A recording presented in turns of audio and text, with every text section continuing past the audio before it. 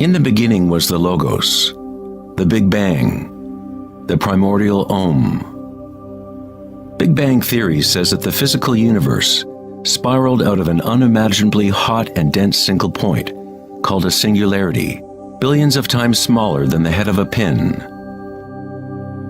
It does not say why or how. The more mysterious something is, the more we take for granted that we understand it.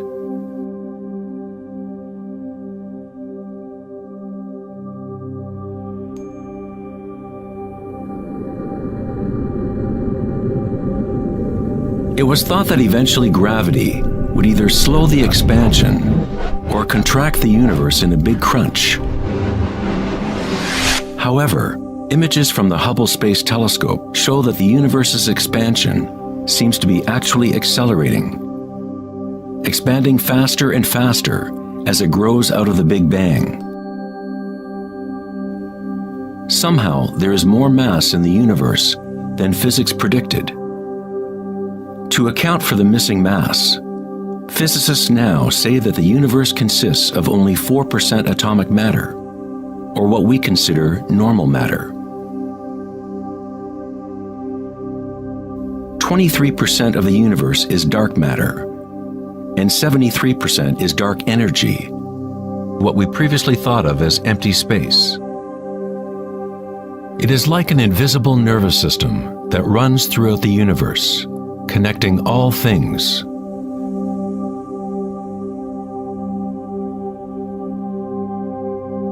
The ancient Vedic teachers taught Nada Brahma, the universe is vibration. The vibratory field is at the root of all true spiritual experience and scientific investigation. It is the same field of energy that saints, Buddhas, yogis, mystics, priests, shamans, and seers have observed by looking within themselves. It has been called Akasha, the primordial Om, Indra's net of jewels, the music of the spheres, and 1,000 other names throughout history.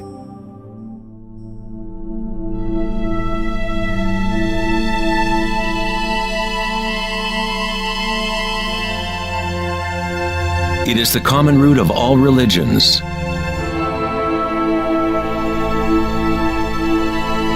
And the link between our inner worlds and our outer worlds.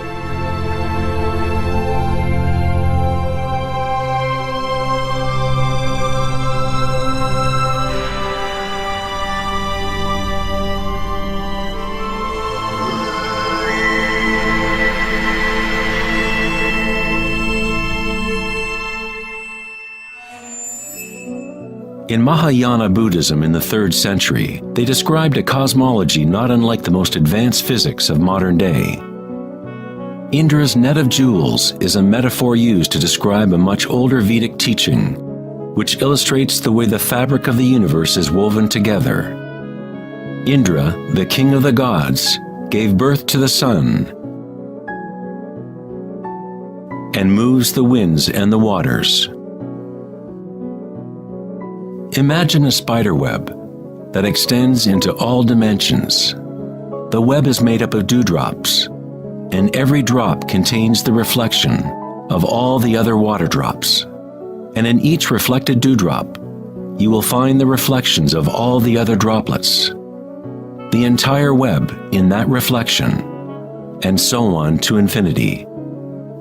Indra's web could be described as a holographic universe, where even the smallest stream of light contains the complete pattern of the whole.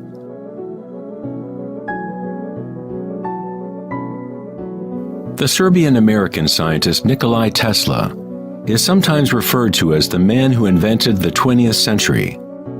Tesla was responsible for discovering alternating current electricity and many other creations that are now part of everyday life.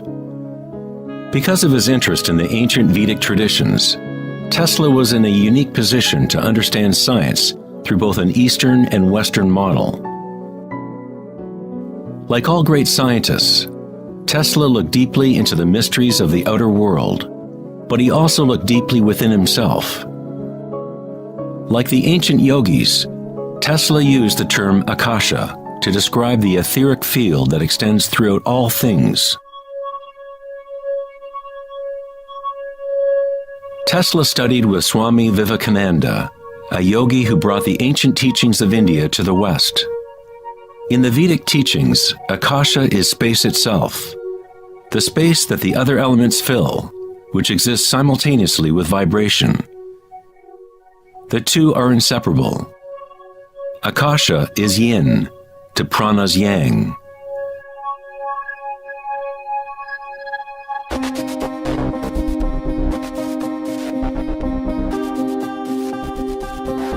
A modern concept that can help us to conceptualize akasha, or the primary substance, is the idea of fractals. It wasn't until the 1980s that advances in computers allowed us to actually visualize and reproduce mathematically the patterns in nature. The term fractal was coined in 1980 by mathematician Benoit Mandelbrot, who studied certain simple mathematical equations that, when they are repeated, produce an unending array of changing mathematical or geometrical forms within a limited framework. They are limited, but at the same time, infinite. A fractal is a rough geometric shape that can be split into parts, each of which is at least approximately a reduced size copy of the whole pattern, a property called self-similarity. Mandelbrot's fractals have been called the thumbprint of God. Om Shrim Rim Klim Lam Gam Ganapatiye Varavarada Saravajanam Eva Shavaya Swaha. You are seeing artwork generated by nature itself. If you turn the Mandelbrot figure a certain way, it looks sort of like a Hindu deity or Buddha. This figure has been termed the Buddha-bro figure. Om Shrim Rim Klim Lam Gam Ganapatiye Varavarada Saravajanam Eva Shavaya Swaha.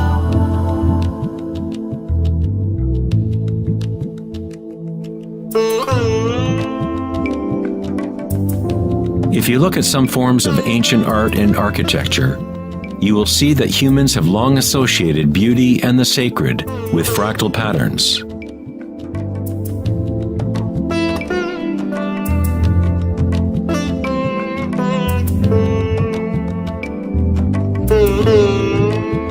Infinitely complex, yet every part contains the seed to recreate the whole.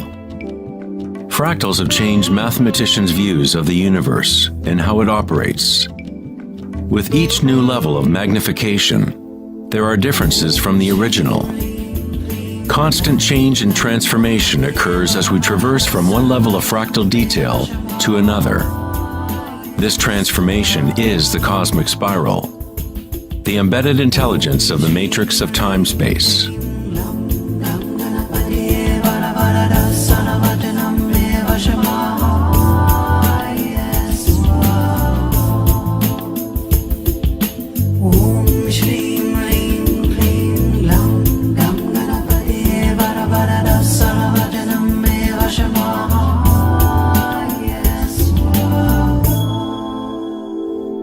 Fractals are inherently chaotic, full of noise and order.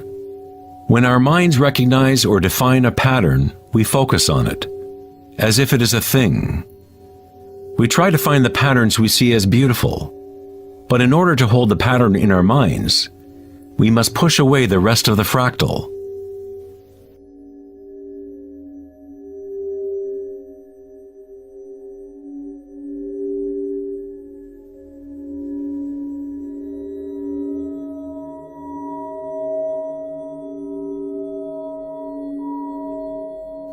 To comprehend a fractal with the senses is to limit its movement.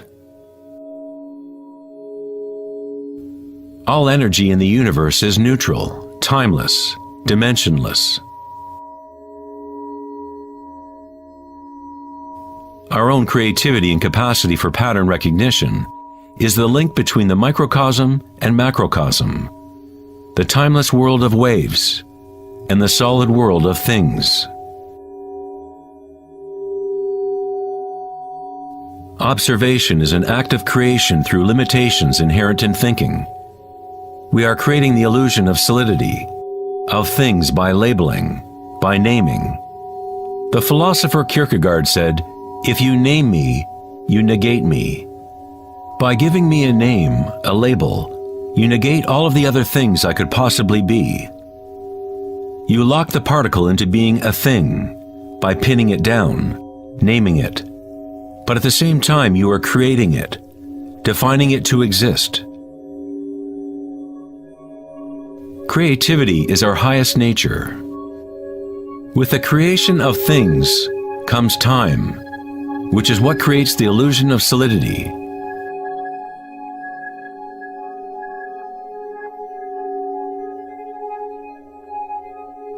Einstein was the first scientist to realize that what we think of as empty space is not nothing. It has properties. And intrinsic to the nature of space is nearly unfathomable amounts of energy. The renowned physicist Richard Feynman once said, "There is enough energy in a single cubic meter of space to boil all the oceans in the world."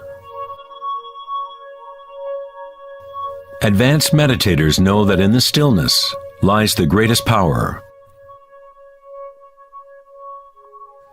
The Buddha had yet another term for the primary substance, what he termed kalpas, which are like tiny particles or wavelets that are arising and passing away trillions of times per second.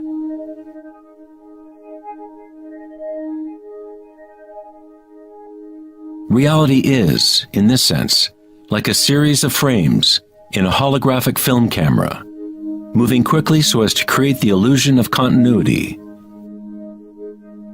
When consciousness becomes perfectly still, the illusion is understood, because it is consciousness itself that drives the illusion.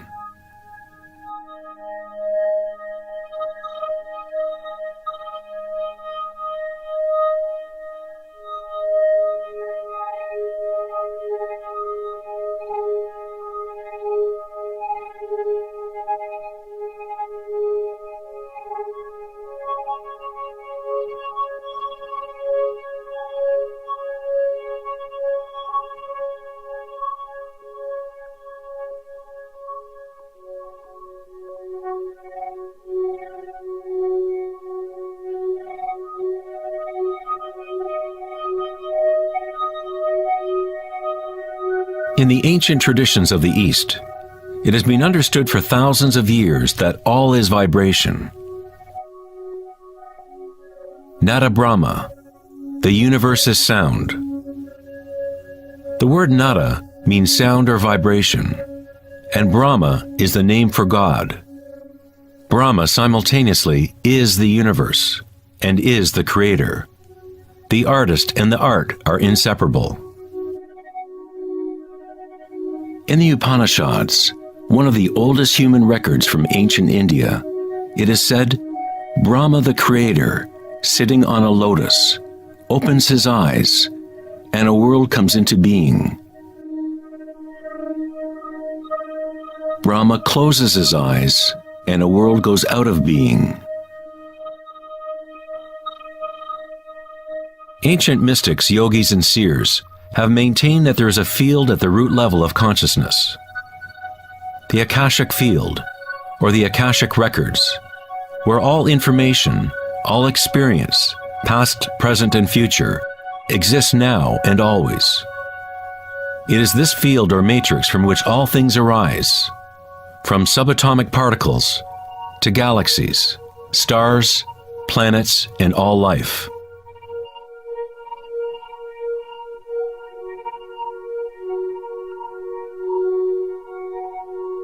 You never see anything in its totality, because it is made up of layer upon layer of vibration, and it is constantly changing, exchanging information with Akasha. A tree is drinking in the sun, the air, the rain, the earth. a world of energy moves in and out of this thing we call a tree.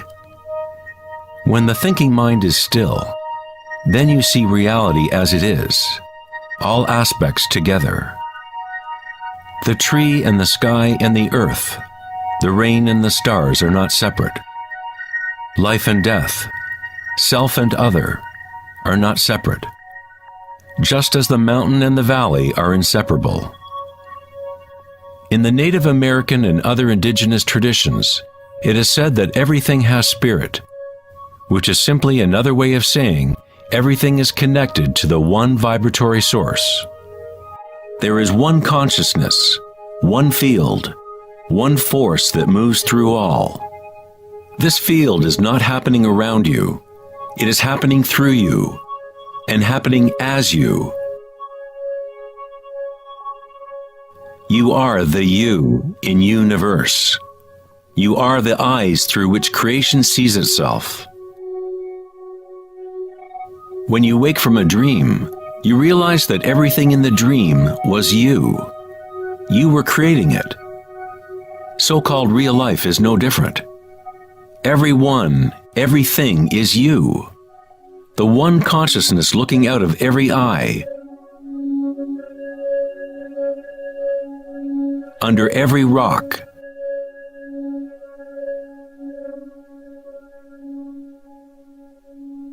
Within every particle.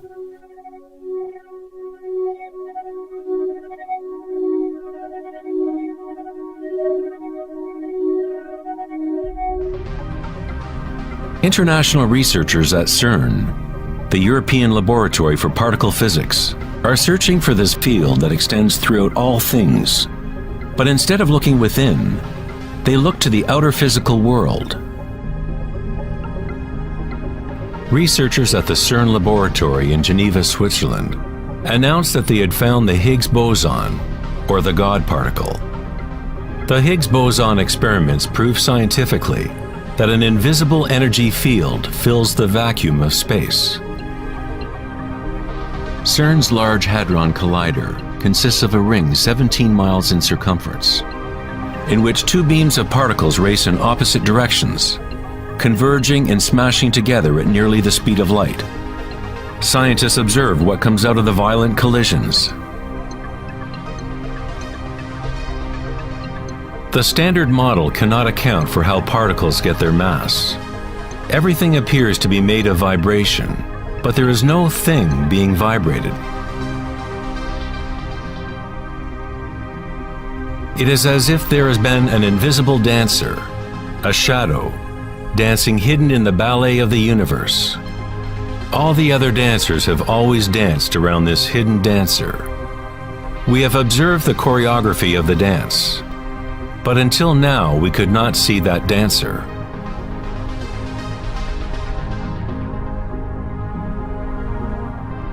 The so-called God particle, the properties of the base material of universe, the heart of all matter which would account for the unexplained mass and energy that drives the universe's expansion. But far from explaining the nature of the universe, the discovery of the Higgs boson simply presents an even greater mystery, revealing a universe that is more mysterious than we ever imagined.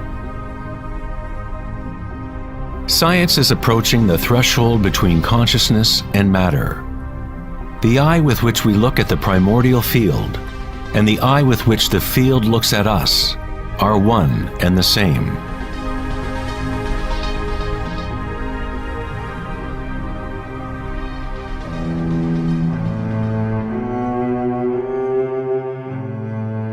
The German writer and luminary Wolfgang von Goethe said, "The wave is the primordial phenomenon which gave rise to the world."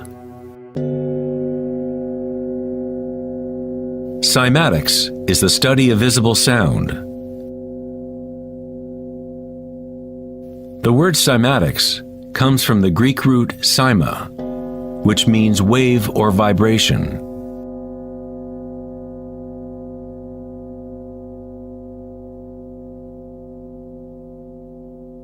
One of the first Western scientists to seriously study wave phenomena was Ernst Chladni, a German musician and physicist who lived in the 18th century. Chladni discovered that when he spread sand on metal plates and then vibrated the plates with a violin bow, the sand arranged itself into patterns. Different geometrical forms appeared depending on the vibration produced.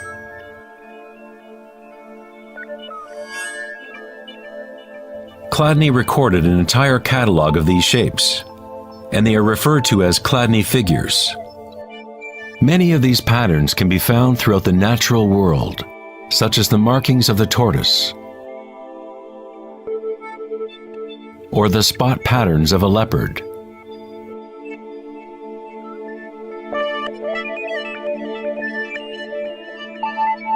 Studying Chladni patterns or cymatic patterns is one secret way in which high-end guitar, violin, and other instrument makers determine the sound qualities of the instruments they make.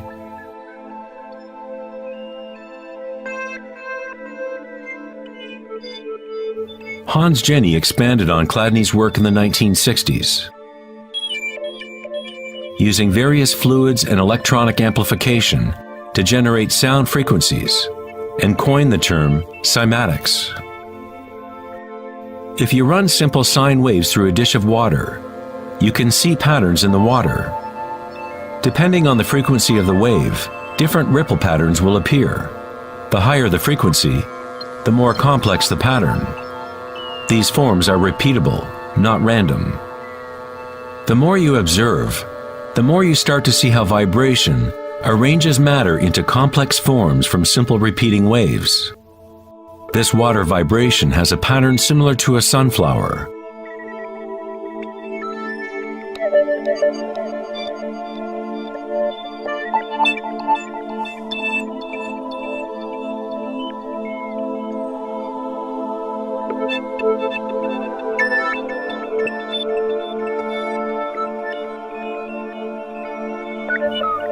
Simply by changing the sound frequency, we get a different pattern.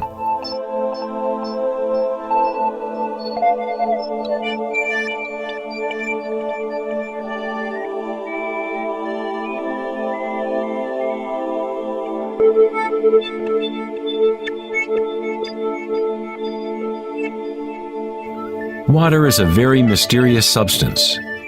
It is highly impressionable. That is, it can receive and hold on to vibration. Because of its high resonance capacity and sensitivity, and an inner readiness to resonate, the water responds instantaneously to all types of sonic waves. Vibrating water and earth make up the majority of mass in plants and animals. It is easy to observe how simple vibrations in water can create recognizable natural patterns. But as we add solids and increase the amplitude, things get even more interesting. Adding cornstarch to water, we get more complex phenomena.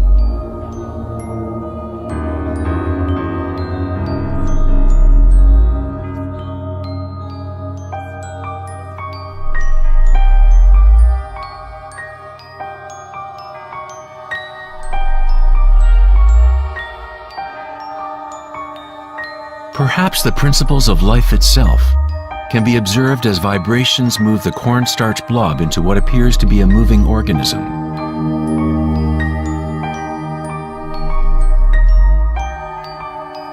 The animating principle of the universe is described in every major religion, using words that reflect the understanding of that time in history. In the language of the Incas, the largest empire in pre-Columbian America, the word for human body is Alpa Kamasca, which means literally, animated earth. In Kabbalah, or Jewish mysticism, they talk about the divine name of God, the name that cannot be spoken. It cannot be spoken because it is a vibration that is everywhere. It is all words, all matter. Everything is the sacred word. The tetrahedron is the simplest shape that can exist in 3 dimensions. Something must have at least 4 points to have physical reality. The triangle structure is nature's only self-stabilizing pattern. In the Old Testament, the word tetragrammaton was often used to represent a certain manifestation of God. It was used when talking about the Word of God, or the special name of God, Logos or primordial word.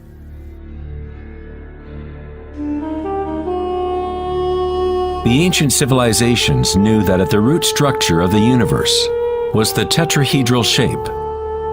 Out of this shape, nature exhibits a fundamental drive toward equilibrium, Shiva, while it also has a fundamental drive towards change, Shakti.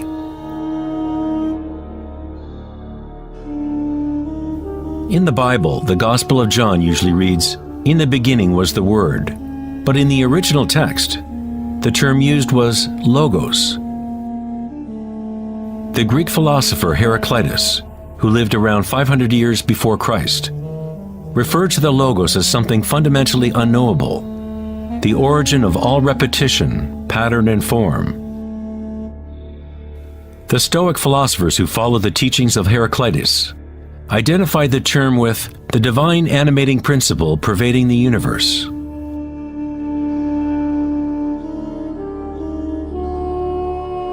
In Sufism, the Logos is everywhere and in all things.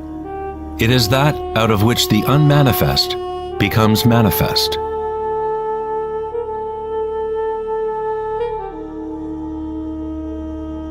In the Hindu tradition, Shiva Nataraja literally means Lord of the Dance. The whole cosmos dances to Shiva's drum. All is imbued or ensouled with the pulsation. Only as long as Shiva is dancing can the world continue to evolve and change. Otherwise, it collapses back into nothingness. While Shiva is representative of our witnessing consciousness, Shakti is the substance or stuff of the world. While Shiva lies in meditation, Shakti tries to move him, to bring him into the dance. Like yin and yang, the dancer and the dance exist as one. Logos also means unconcealed truth. He who knows the Logos knows the truth. Many layers of concealment exist in the human world, as Akasha has been swirled into complex structures, concealing the source from itself. Like a divine game of hide and seek, we have been hiding for thousands of years, eventually forgetting about the game completely. We somehow forgot that there was anything to find. In Buddhism, one is taught to directly perceive the Logos, the field of change, or impermanence within oneself through meditation. When you observe your inner world, you observe subtler and subtler sensations and energies as the mind becomes more concentrated and focused. Through the direct realization of anicca, or impermanence at the root level of sensation, one becomes free of attachment to transient external forms. Once we realize there is one vibratory field that is the common root of all religions, how can we say, my religion, or this is my primordial Om, my quantum field?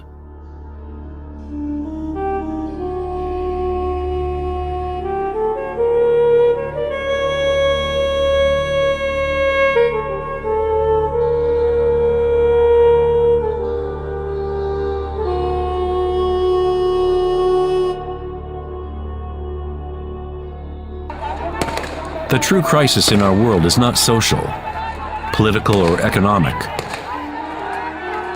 Our crisis is a crisis of consciousness, an inability to directly experience our true nature, an inability to recognize this nature in everyone and in all things.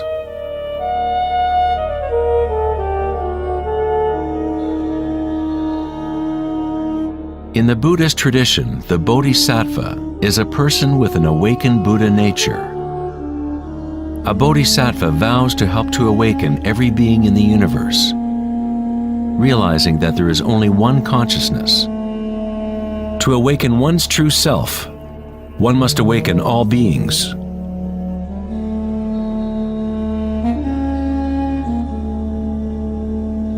There are innumerable sentient beings in the universe. I vow to help them all to awaken. My imperfections are inexhaustible. I vow to overcome them all. The Dharma is unknowable. I vow to know it. The way of awakening is unattainable.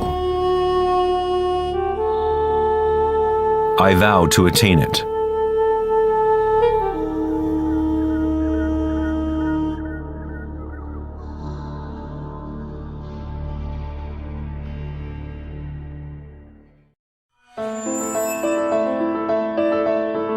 The Pythagorean philosopher Plato hinted enigmatically that there was a golden key that unified all of the mysteries of the universe. It is this golden key that we will return to time and again throughout our exploration. The golden key is the intelligence of the Logos, the source of the primordial Om. One could say that it is the mind of God. With our limited senses, we are observing only the outer manifestation of the hidden mechanics of self-similarity. The source of this divine symmetry is the greatest mystery of our existence. Many of history's monumental thinkers, such as Pythagoras, Kepler, Leonardo da Vinci, Tesla, and Einstein, have come to the threshold of the mystery.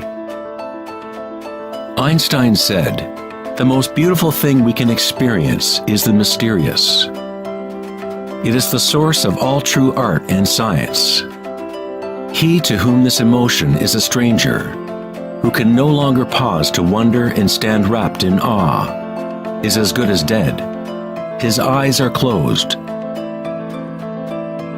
We are in the position of a little child entering a huge library filled with books in many different languages.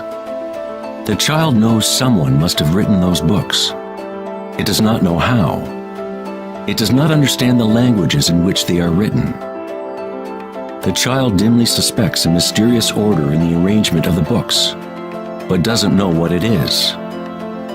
That, it seems to me, is the attitude of even the most intelligent human being toward God. We see a universe marvelously arranged and obeying certain laws. Our limited minds cannot grasp the mysterious force that moves the constellations. Every scientist who looks deeply into the universe, and every mystic who looks deeply within the self, eventually comes face to face with the same thing: the primordial spiral.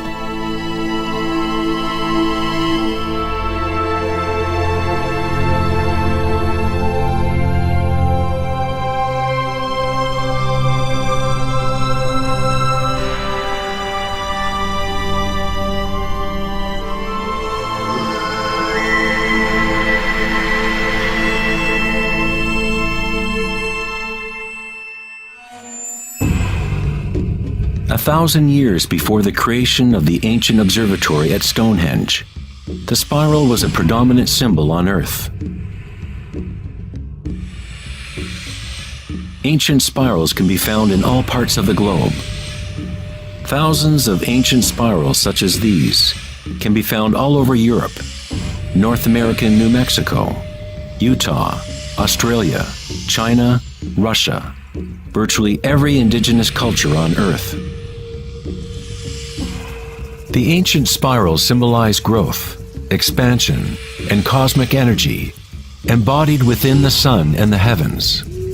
The spiral form is mirroring the macrocosm of the unfolding universe itself. In native traditions, the spiral was the energetic source, the primordial mother. The Neolithic spirals at Newgrange, Ireland date back 5,000 years.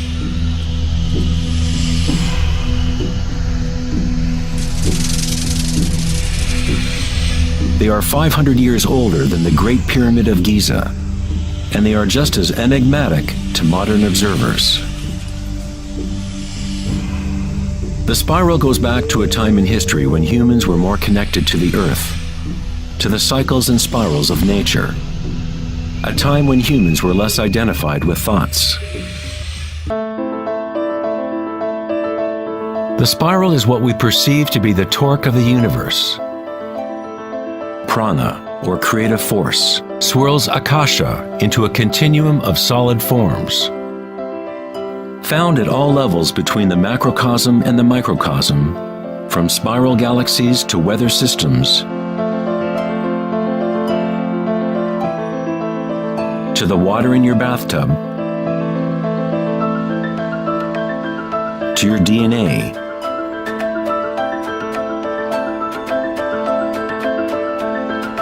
to the direct experience of your own energy.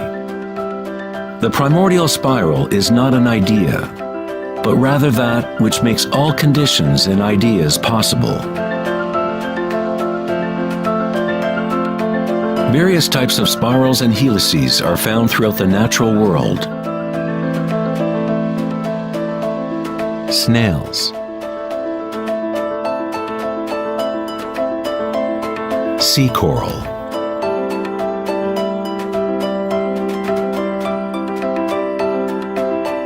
spiderwebs,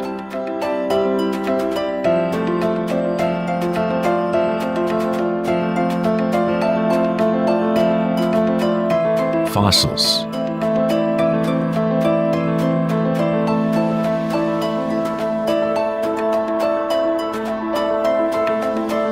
seahorses' tails,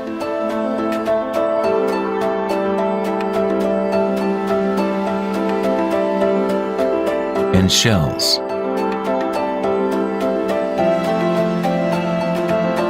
Many spirals appearing in nature are observable as logarithmic spirals, or growth spirals. As you move out from the center, the spiral sections get exponentially larger. Like Indra's net of jewels, logarithmic spirals are self-similar, or holographic, such that the characteristics of every part are reflected in the whole. 2,400 years ago in ancient Greece, Plato considered continuous geometric proportion to be the most profound cosmic bond. The golden ratio, or divine proportion, was nature's greatest secret. The golden ratio can be expressed as the ratio of A plus B to A is the same as the ratio of A to B. To Plato, the world's soul binds together into one harmonic resonance. The same pentagonal pattern that exists in a starfish or in a slice of okra can be seen in the path of the planet Venus, traced in the night sky over an 8-year period.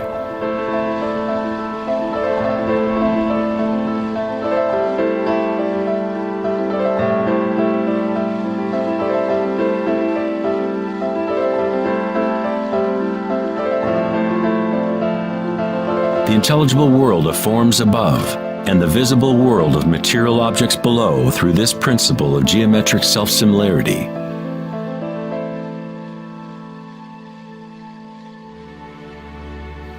From the self-similar spiral patterns of the Romanesco broccoli to the arms of galaxies, logarithmic spirals are a ubiquitous and archetypal pattern.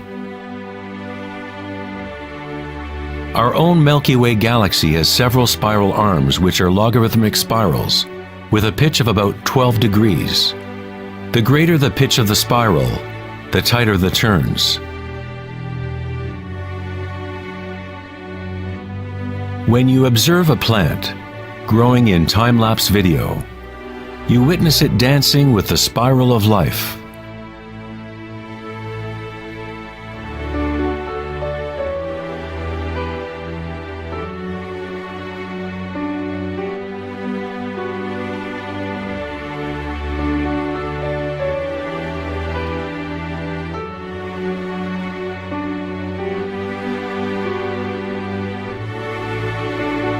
A golden spiral is a logarithmic spiral that grows outward by a factor of the golden ratio. The golden ratio is a special mathematical relationship that pops up over and over in nature. The pattern that is observable follows what is called the Fibonacci series, or Fibonacci sequence. The Fibonacci series unfolds such that each number is the sum of the previous two numbers. The German mathematician and astronomer Kepler discovered that self-similar spiral patterns are observable in the way leaves are arranged on stems of plants, or in the floret and petal arrangements of flowers. Leonardo da Vinci observed that the spacing of leaves was often in spiral patterns. These patterns are called phyllotaxis patterns, or leaf arrangement patterns.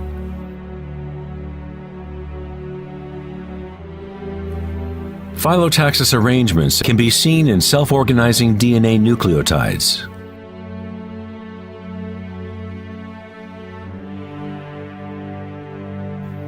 And in everything from the family trees of reproducing rabbits to pine cones, cacti, to snowflakes, and in simple organisms such as diatoms. Diatoms are one of the most common types of phytoplankton, single-celled organisms that provide food for countless species throughout the food chain.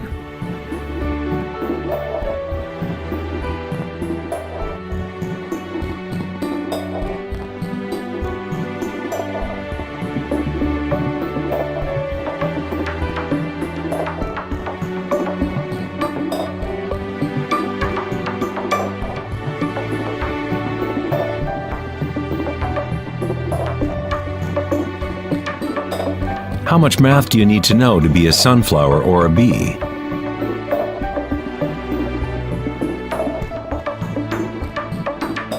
Nature doesn't consult the physics department to grow broccoli.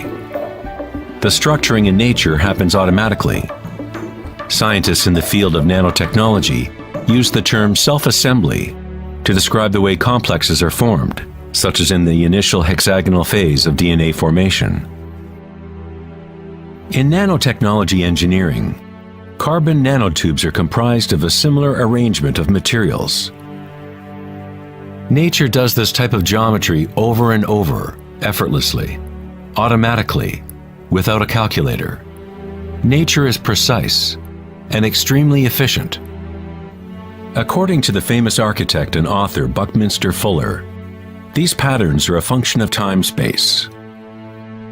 DNA and honeycomb are the shape that they are for the same reason a bubble is round.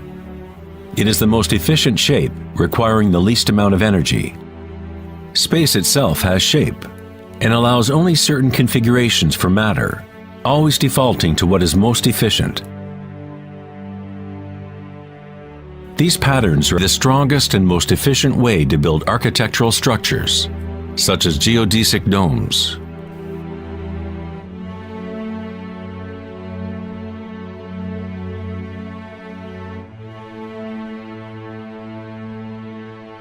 Logarithmic spiral patterns allow plants maximum exposure to insects for pollination, maximum exposure to sunlight and rain, and allow them to efficiently spiral water towards their roots. Birds of prey use the logarithmic spiral pattern to stalk their next meal. Flying in a spiral is the most efficient way to hunt.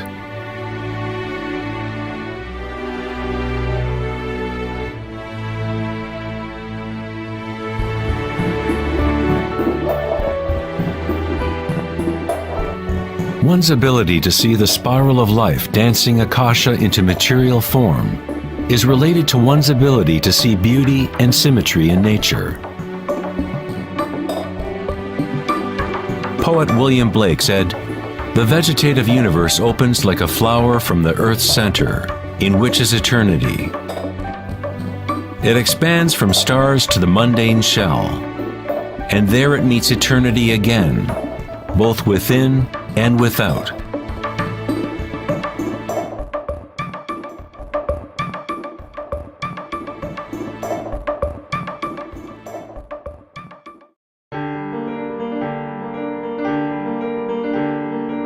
The study of patterns in nature is not something that is very familiar in the West.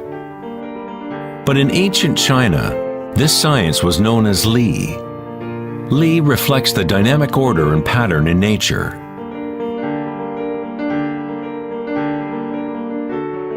But it is not pattern thought of as something static, frozen, or unchanging, like a mosaic.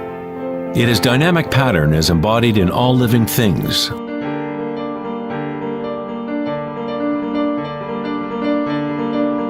The arteries of leaves, the markings of the tortoise and the vein patterns on rocks are all expressions of nature's secret language in art.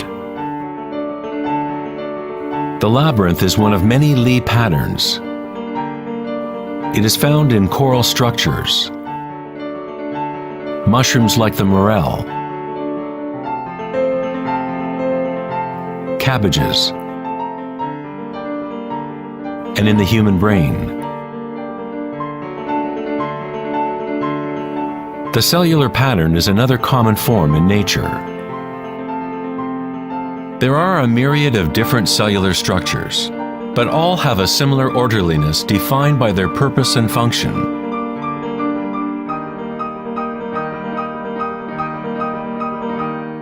It is easy to be mesmerized with the constant play of forms. But what is most interesting is that certain archetypal forms seem to be woven into the fabric of nature at all.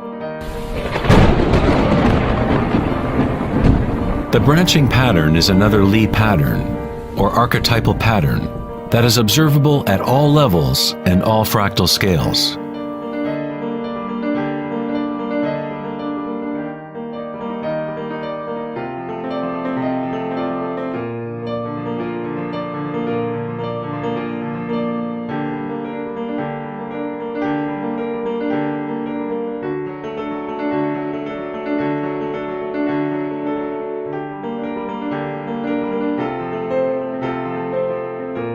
Take, for example, this incredible image of a supercomputer simulation known as the Millennium Run, showing the distribution of dark matter in the local universe. It was created by the Max Planck Society in Germany. Dark matter is essentially what we previously thought of as empty space.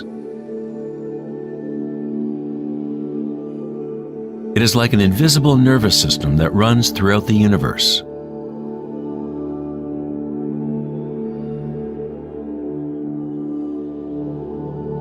The universe is literally like a giant brain.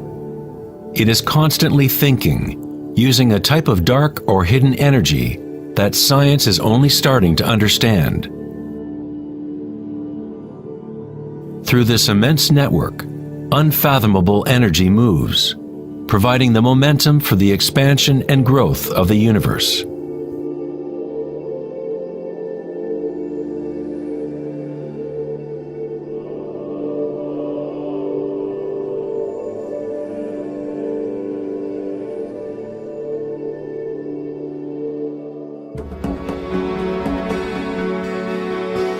Nature creates branching patterns automatically when we set up the right conditions. Nature is an art-generating machine, or a beauty-creating engine. Here, electricity is being used to grow silver crystal branches. The footage is time-lapsed as they grow over several hours. The crystals form on the aluminum cathode as ions are electrodeposited from a silver nitrate solution. The formation is self-organizing. You are seeing artwork generated by nature itself. Johann Wolfgang von Goethe said, "Beauty is a manifestation of secret natural laws, which otherwise would have been hidden from us forever." In this sense, everything in nature is alive, self-organizing. When higher voltage is used, the fractal branching becomes even more obvious. This is happening in real time.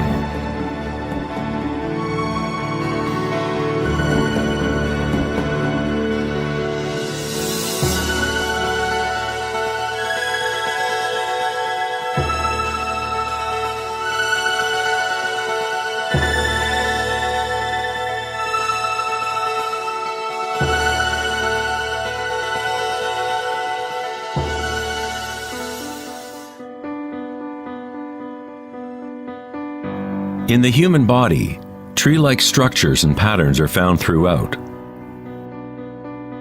There are, of course, the nervous systems that Western medicine knows about. But in Chinese, Ayurvedic, and Tibetan medicine, the energy meridians are a central component to understanding how the body functions. The nadis, or energy meridians, form tree-like structures. A post-mortem examination will not reveal the chakras or the nadis, but that does not mean they do not exist. You need to refine your tool that you use to look. You must first learn to quiet your own mind.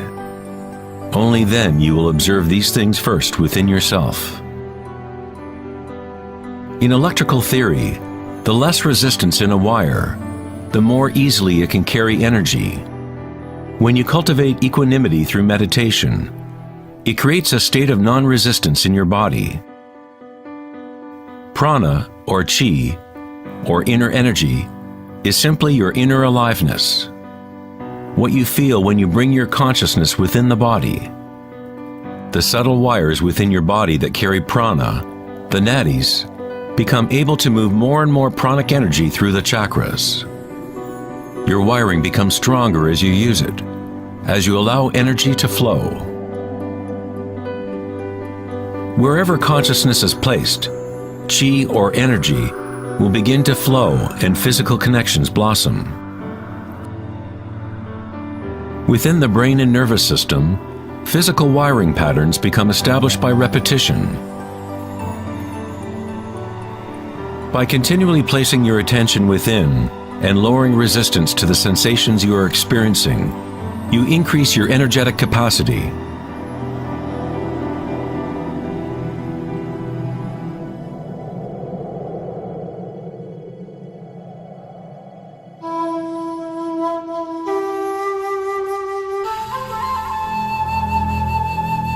In Taoism, the yin-yang symbol represents the interpenetration of the spiral forces of nature. The yin-yang is not two and not one. The ancient concept of the hara is represented by a yin-yang, or spiral swirl. It is the power center located in the belly below the navel. Hara means literally sea or ocean of energy. In China, the hara is called the lower dantian.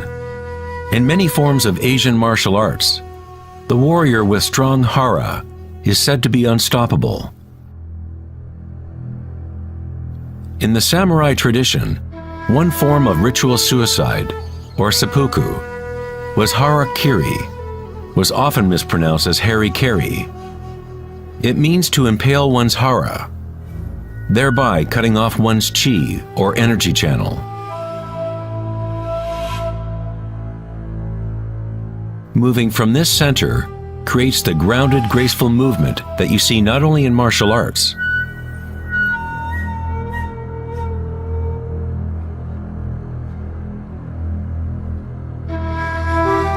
but in great golfers,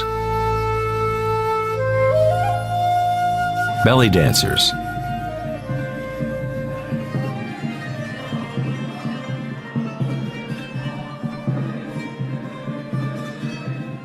and Sufi whirling dervishes. It is the cultivation of single-pointed, disciplined consciousness that is the essence of hara, the stillness in the eye of the hurricane.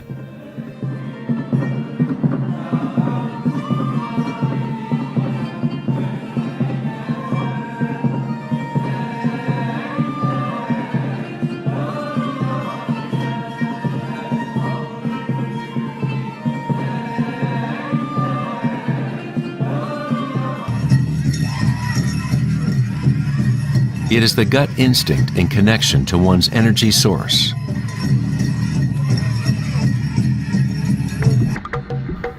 A person with good hara is connected to the earth and to the intuitive wisdom that connects all beings.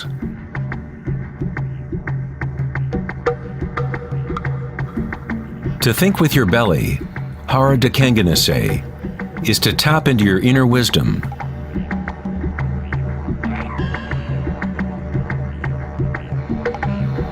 The ancient Australian Aborigines concentrated on the same area, just below the navel, where the cord of the great rainbow serpent lay coiled. Again, a representation of the evolutionary energy in humankind. It is no accident that it is in the hara where new life begins.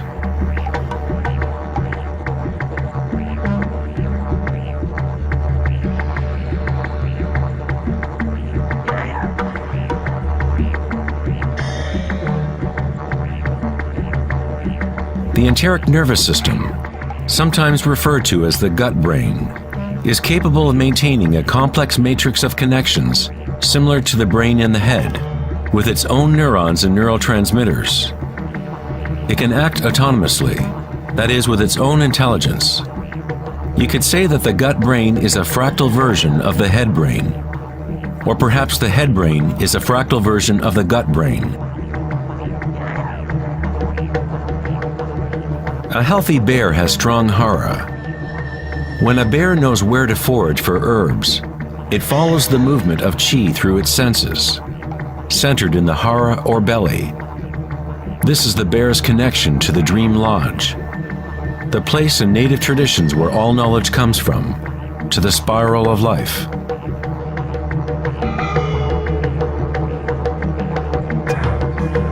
But how did ancient peoples know about the spiral, if modern science is just now starting to recognize its significance?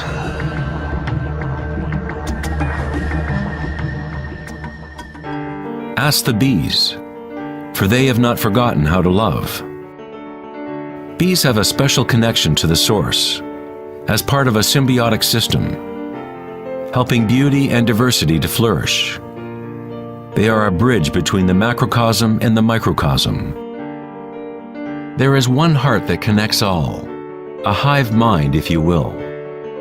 Like an open brain, the hive sends out its dreams into the world to be manifested.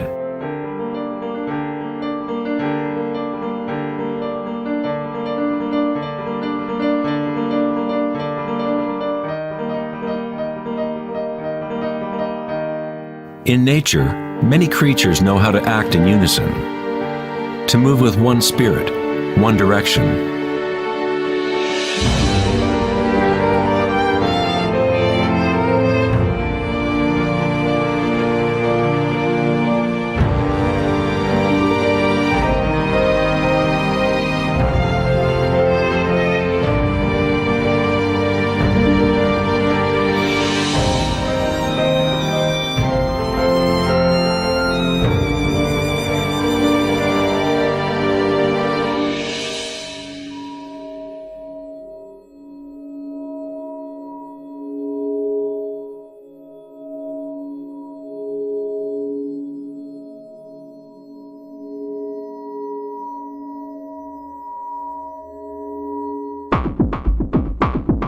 But not all benefit the other species around them. For example, the locust will devour everything in its path.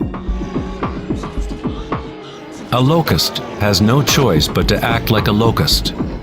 It will never make honey or pollinate plants the way a bee does. A locust's behavior is rigid, but a human is unique in that we can act like a bee or we can act like a locust. We are free to change and manipulate the patterns of how we interact with the world.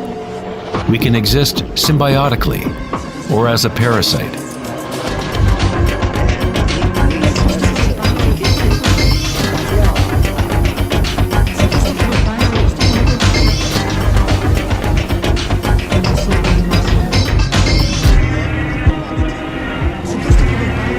Today, humans try to understand the spiral with the rational mind.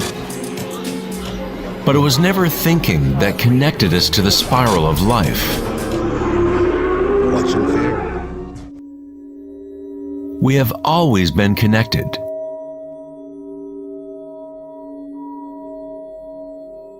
Thinking has been what keeps us in the illusion of separateness, within our own identities. Thinking is the creation of separateness, the experience of limitation.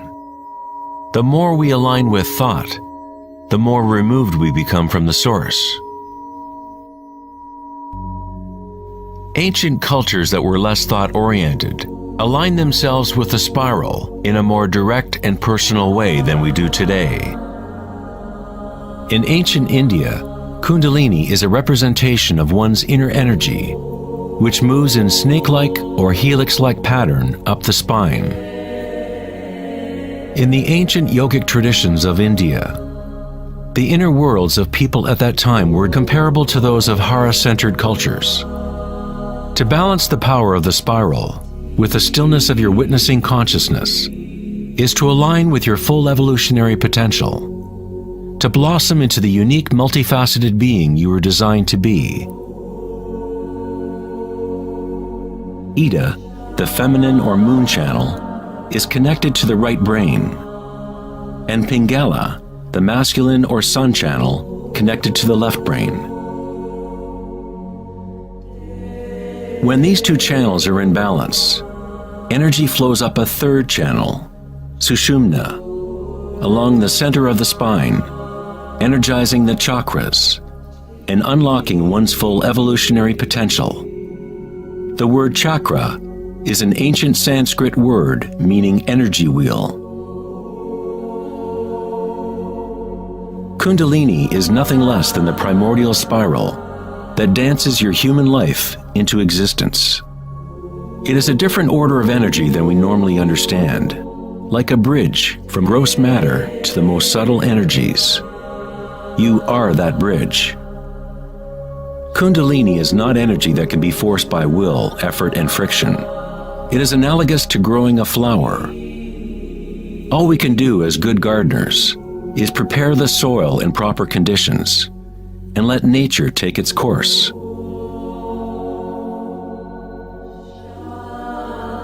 If you force a flower to open prematurely, you will destroy it. It grows with its own intelligence, with its own self-organizing direction. The egoic mind, which fixates on the outer world, is what keeps you from experiencing your true inner vibratory nature. When consciousness is turned within, it becomes like the sun's rays, and the lotus within begins to grow. As Kundalini awakens within oneself, one begins to see the signature of the spiral in all things, in all patterns within and without. This spiral is the link between our inner worlds and our outer worlds.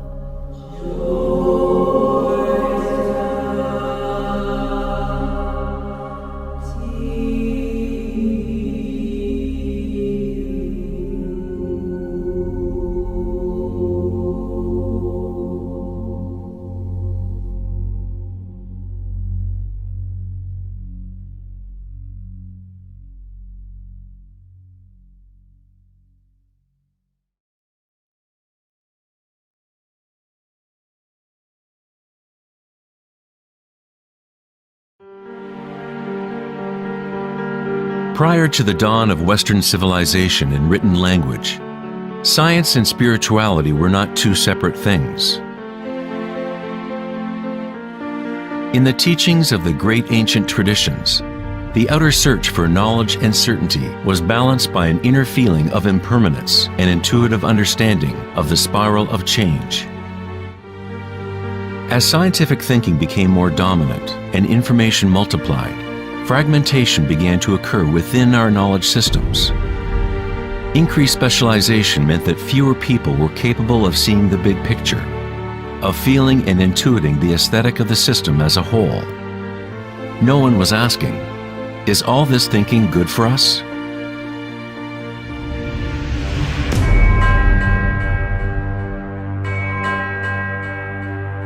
The ancient knowledge is here in our midst, hidden in plain view, but we are too preoccupied with our thoughts to recognize it.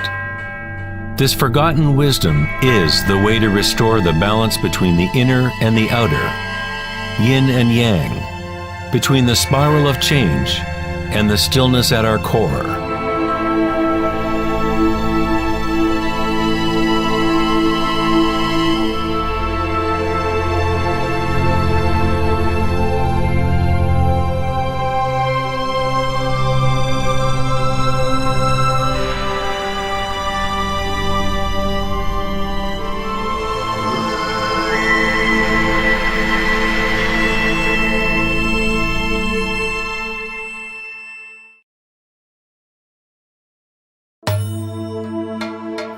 In Greek legend, Asclepius was the son of Apollo and the god of healing.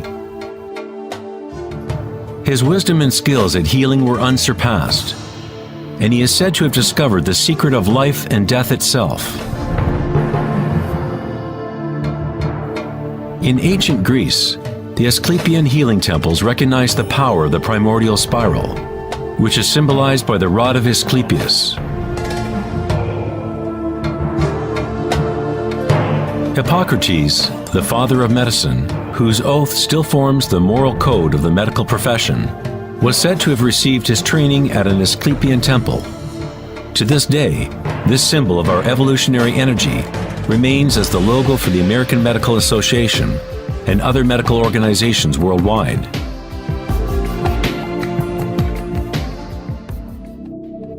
In Egyptian iconography, the snake and bird represent the duality or polarity of human nature.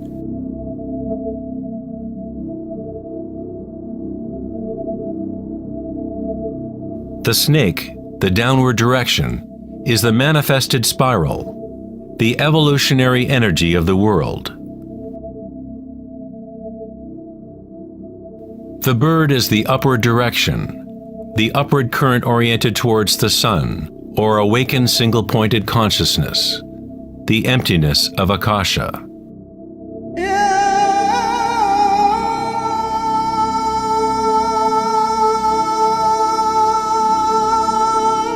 Pharaohs and gods are depicted with awakened energy, whereby the Kundalini snake moves up the spine and pierces Ajna chakra between the eyes.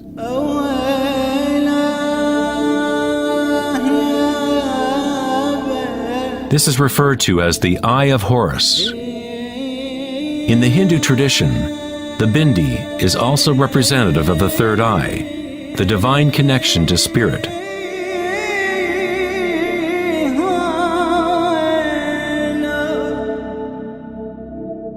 King Tutankhamun's mask is a classic example showing both the snake and bird motifs.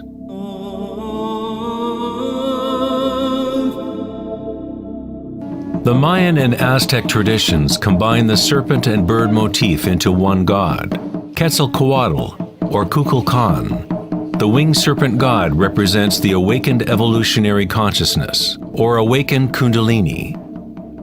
The person who awakens Quetzalcoatl within themselves is a living manifestation of the divine.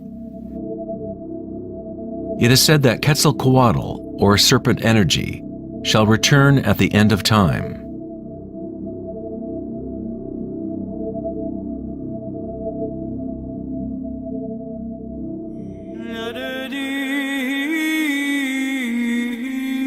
The snake and bird symbols can be found within Christianity as well. Their true meaning may be more deeply encrypted, but the meaning is the same as in other ancient traditions. In Christianity, the bird or dove, often seen above Christ's head, represents Holy Spirit, or Kundalini Shakti, as it rises to the sixth chakra and beyond. The Christian mystics called Kundalini by another name, Holy Spirit. In John 3:12, it says, "And as Moses lifted up the serpent in the wilderness, so must the Son of Man be lifted up." Jesus and Moses awakened their Kundalini energy, bringing awakened consciousness to the unconscious reptilian forces that drive human craving. Jesus was said to have spent 40 days and nights in the desert, during which time he was tempted by Satan. Similarly, the Buddha was tempted by Mara as he sat to reach enlightenment under the Bodhi tree, or wisdom tree. Both Christ and Buddha had to turn away from the lure of sensory pleasures and worldly grasping.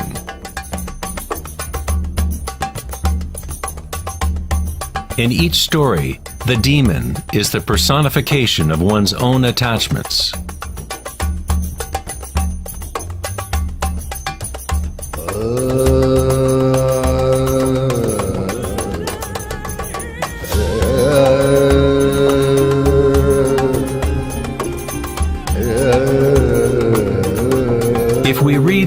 Adam and Eve story in the light of the Vedic and Egyptian traditions, we find that the serpent guarding the tree of life is Kundalini. The apple represents the lure and temptation of the external sensory world, distracting us from the knowledge of the inner world, the tree of knowledge within.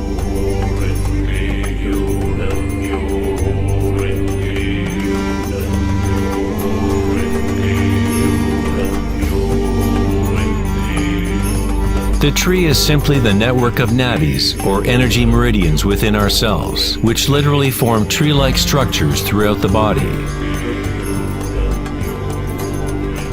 In our egoic quest for external gratification, we have cut ourselves off from the knowledge of the inner world, our connection to Akasha and the wisdom source.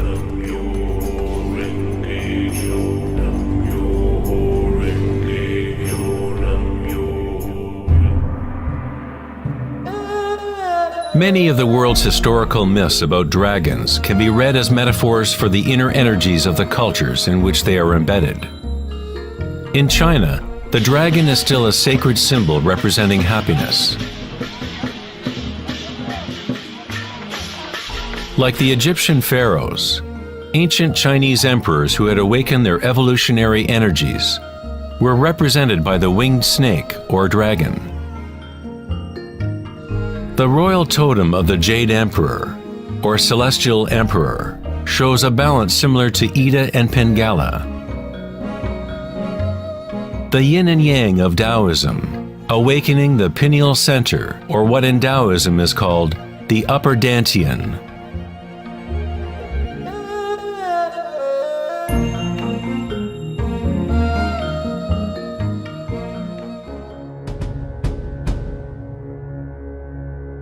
Nature is full of different light detection and assimilation mechanisms.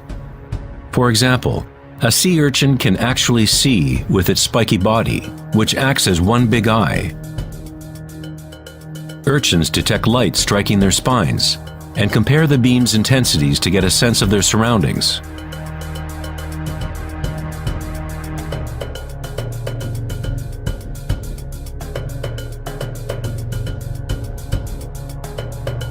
Green iguanas and other reptiles have a parietal eye or pineal gland on top of their heads, which they use to detect predators from above.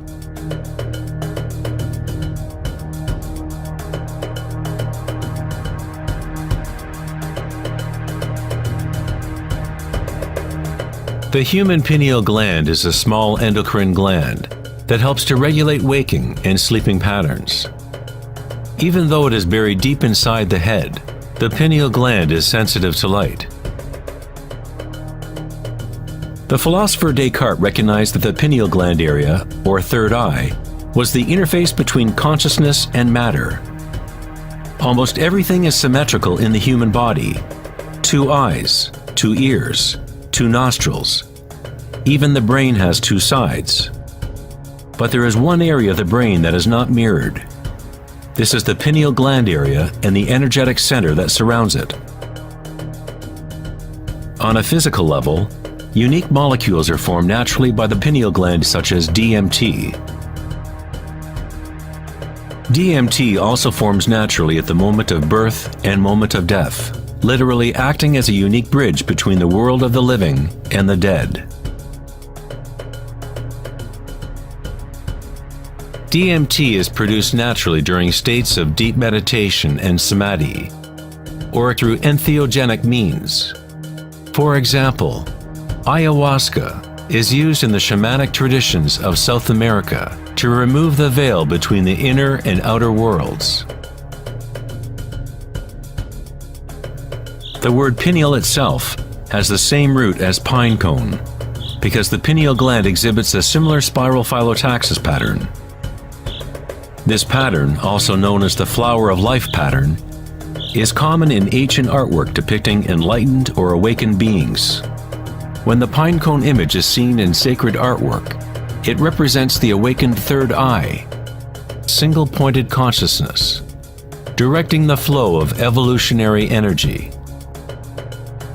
The pinecone represents the flowering of the higher chakras, which are activated as Sushumna rises to the Ajna chakra and beyond. In Greek mythology, the worshippers of Dionysus carried a thyrsus, or giant staff, wrapped with spiraling vines topped with a pine cone, again representing Dionysian energy, or Kundalini Shakti, as it travels up the spine to the pineal body at the sixth chakra.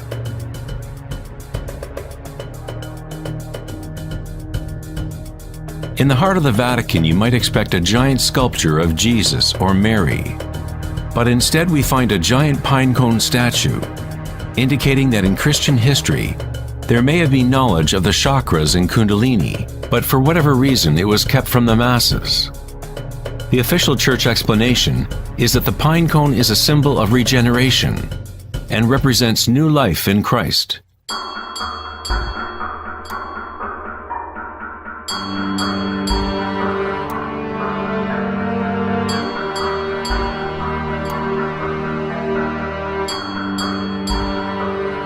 The 13th century philosopher and mystic Meister Eckhart said, "The eye with which I see God and the eye with which God sees me is one and the same."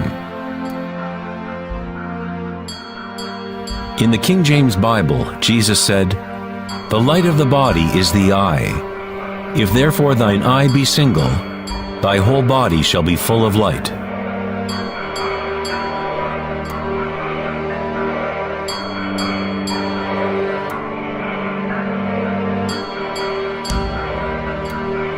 The Buddha said, "The body is an eye." In a state of samadhi, one is both the seer and the seen. We are the universe aware of itself.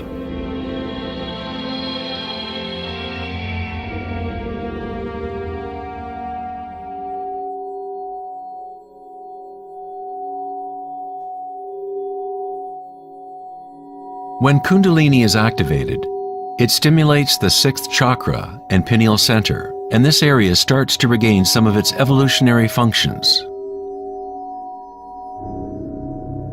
Darkness meditation has been used for thousands of years as a way to activate the sixth chakra in the area of the pineal gland. Activation of this center allows a person to be able to see their inner light. Whether it is the proverbial yogi or shaman retreating deep into a cave, or Taoist or Mayan initiate, or a Tibetan monk, all traditions incorporate a period of time during which one goes into the darkness. The pineal gland is the gateway to being able to experience one's subtle energy directly. The philosopher Nietzsche said, "If you stare into the abyss long enough, eventually you find the abyss stares back at you."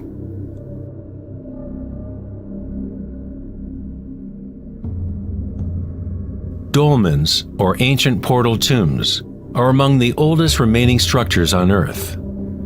Most date to the Neolithic period of 3000 to 4000 BC, and some in Western Europe are 7000 years old. The dolmen was used to enter into perpetual meditation, as a way for a human to bridge the inner and outer worlds. As one continues to meditate in total darkness, eventually one begins to observe inner energy or light as the third eye becomes active. The circadian rhythms, which are governed by the sun and moon channels, no longer control the functions of the body, and a new rhythm is established.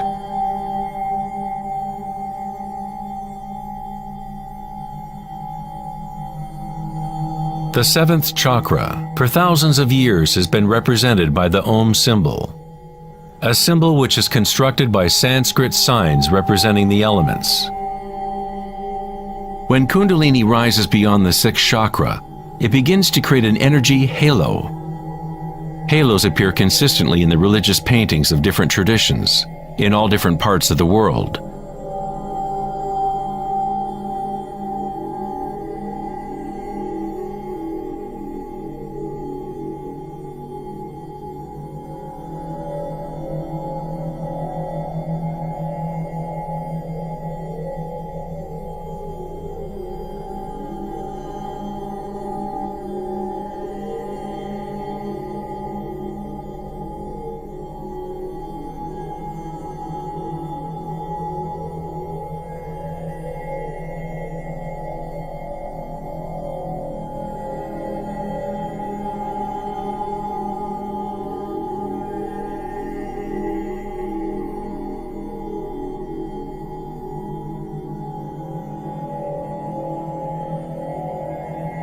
The halo, or the depiction of an energy signature around an awakened being, is common to virtually all religions in all parts of the world.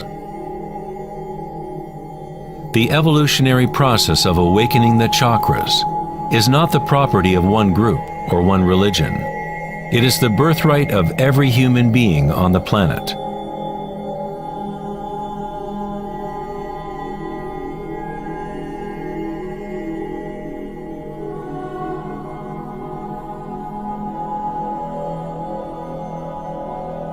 The crown chakra is the connection to the divine, that which is beyond duality, beyond name and form.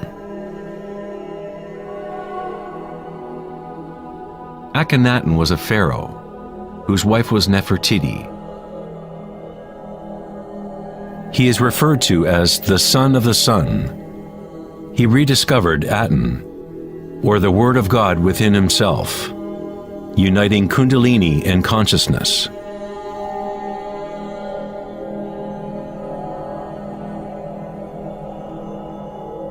In Egyptian iconography, once again the awakened consciousness is represented by the solar disk, seen above the heads of gods or awakened beings.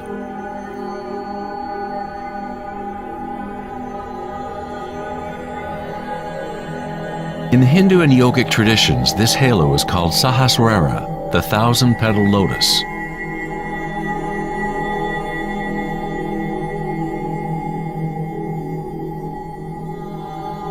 The Buddha is associated with the symbol of the lotus. The phyllotaxis pattern is the same pattern as can be found in a blooming lotus. It is the flower of life pattern, the seed of life. It is the fundamental pattern into which all forms fit. It is the very shape of space itself, or a quality inherent to Akasha.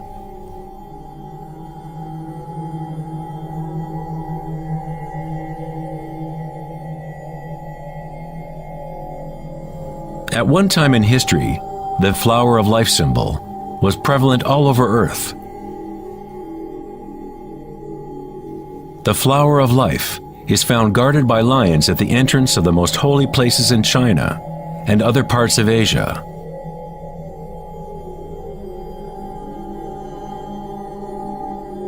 The 64 hexagrams of the I Ching often surround a yin-yang symbol, which is yet another way of representing the flower of life. Within the flower of life is the geometric basis for all of the Platonic solids, essentially every form that can exist. The ancient flower of life begins with the geometry of the Star of David, or upward and downward facing triangles. Or in 3D, these would be tetrahedral structures. This symbol is a yantra, a sort of program that exists within the universe, the machine that is generating our fractal world. Yantras have been used as tools for awakening consciousness for thousands of years. The visual form of the yantra is an external representation of an inner process of spiritual unfolding. It is the hidden music of the universe made visible, comprised of intersecting geometrical forms and interference patterns.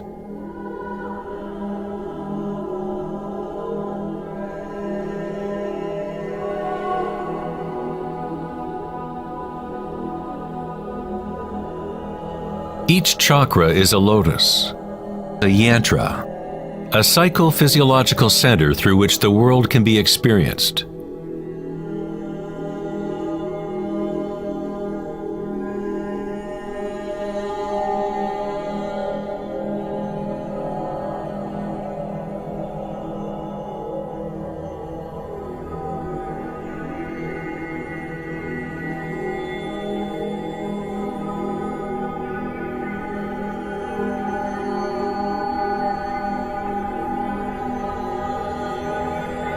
A traditional yantra, such as can be found in the Tibetan tradition, is invested with rich layers of meaning, sometimes incorporating a complete cosmology and worldview. The yantra is a constantly evolving pattern which works through the power of repetition or iteration of a cycle. The power of the yantra is all but lost in today's world because we seek meaning only in the external form, and we do not connect it to our inner energies through intention.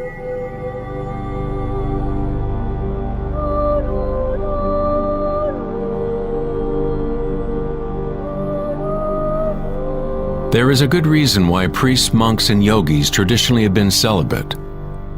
Today, all but a tiny few know why they are practicing celibacy, because the true purpose has become lost. Quite simply, if your energy is going into producing more sperm or eggs, as the case may be, then there is not as much to fuel the rising of Kundalini, which activates the higher chakras. Kundalini is life energy, which is also sexual energy.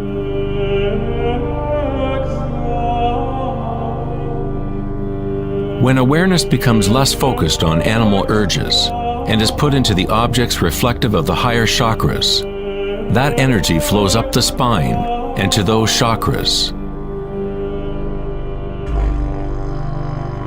Many of the tantric practices teach how to master sexual energy so that it can be used for higher spiritual evolution.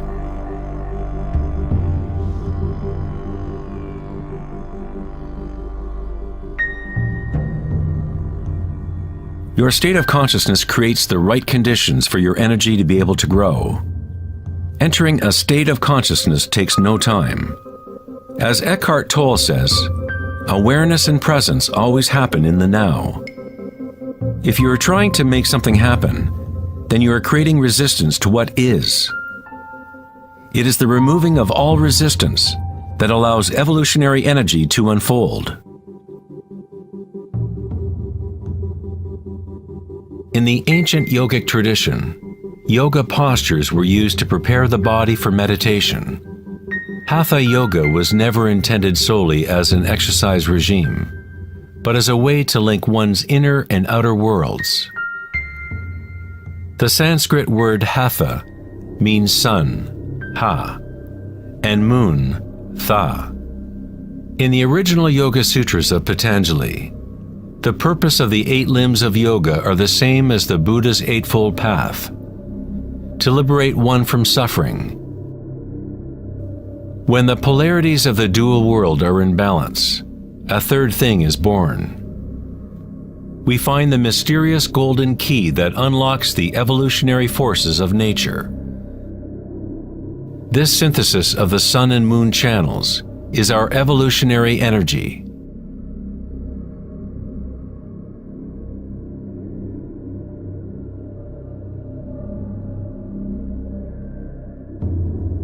Because humans are now identified almost exclusively with their thoughts and the outer world, it is a rare individual that achieves a balance of the inner and outer forces, which allow Kundalini to awaken naturally.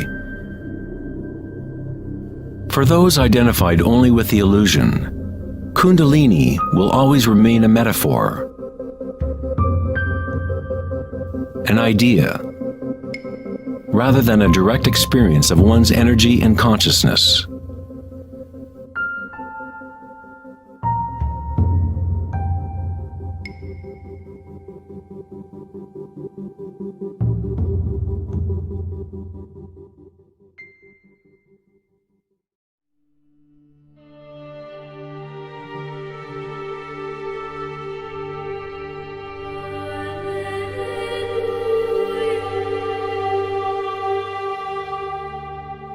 Life, liberty, and the pursuit of happiness.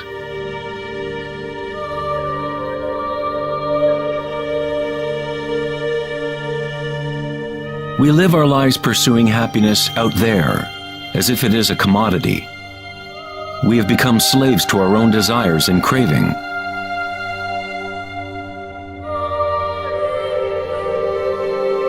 Happiness is not something that can be pursued or purchased like a cheap suit.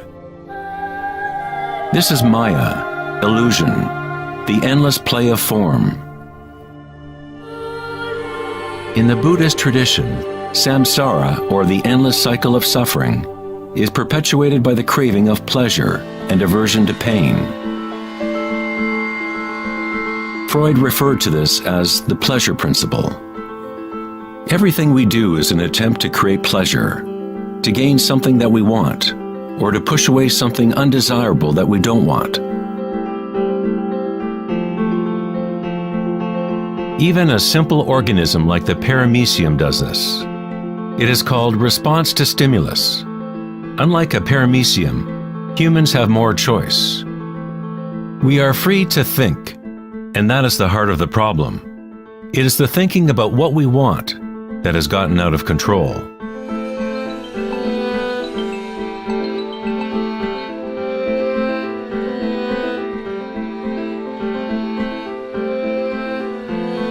Safety systems armed.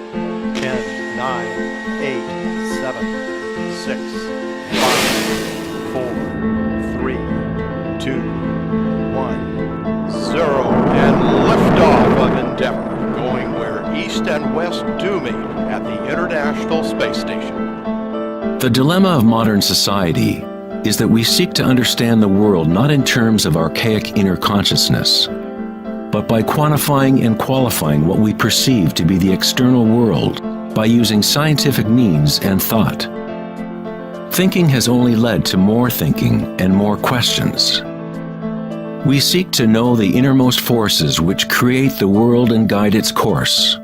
But we conceive of this essence as outside of ourselves, not as a living thing intrinsic to our own nature.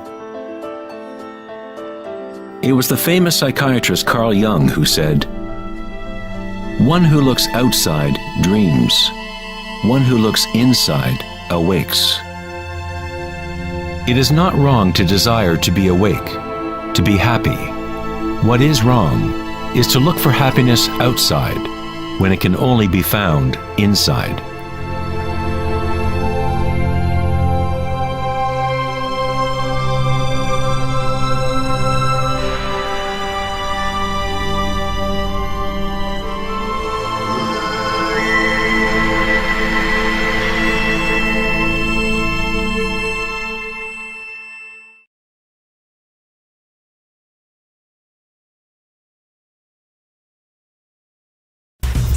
On August 4th, 2010, at the Techonomy Conference in Lake Tahoe, California, Eric Schmidt, CEO of Google, mentioned an astounding statistic. Every 2 days now, we create as much information as we did from the dawn of civilization up until 2003, according to Schmidt. That's something like 5 exabytes of data. Never in human history has there been so much thinking, and never has there been so much turmoil on the planet. Could it be that every time we think of a solution to one problem, we create 2 more problems? What good is all this thinking if it doesn't lead to greater happiness? Are we happier, more equanimous, more joyful as a result of all this thinking? Or does it isolate us, disconnect us from a deeper and more meaningful experience of life?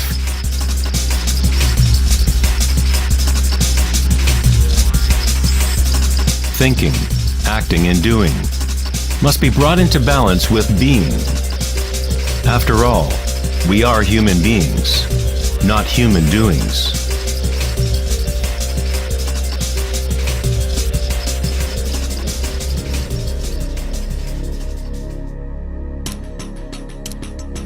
We want change, and we want stability at the same time. Our hearts have become disconnected from the spiral of life, the law of change, as our thinking minds drive us toward stability, security, and pacification of the senses. With a morbid fascination, we watch killings, tsunamis, earthquakes, and wars. We constantly try to occupy our mind, fill it with information. TV shows streaming from every conceivable device, games and puzzles, text messaging, and every possible trivial thing. We let ourselves become mesmerized with the endless stream of new images, new information, new ways to tantalize and pacify the senses. At times of quiet inner reflection, our hearts may tell us that there is more to life than our present reality, that we live in a world of hungry ghosts, endlessly craving and never satisfied.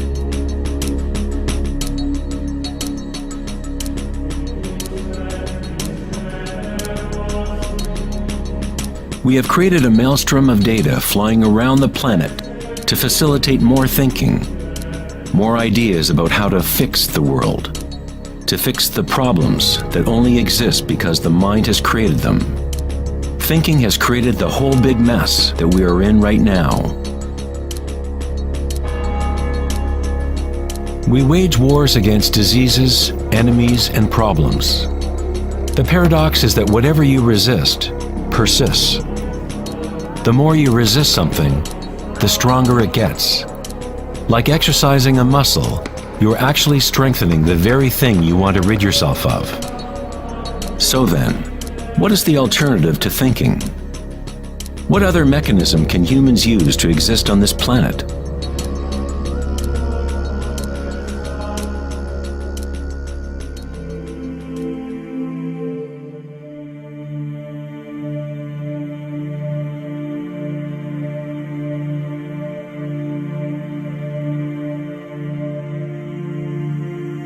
While Western culture in recent centuries has focused on exploring the physical by using thought and analysis, other ancient cultures have developed equally sophisticated technologies for exploring inner space.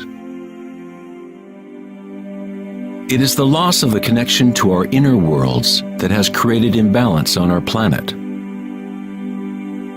The ancient tenet, know thyself, has been replaced with a desire to know and experience the outer world of form. Answering the question, who am I, is not simply a matter of describing what is on your business card.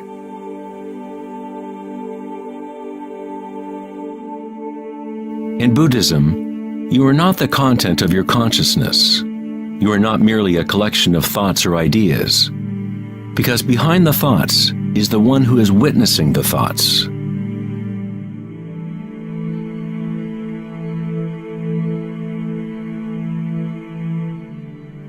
The imperative know thyself is a Zen koan, an unanswerable riddle.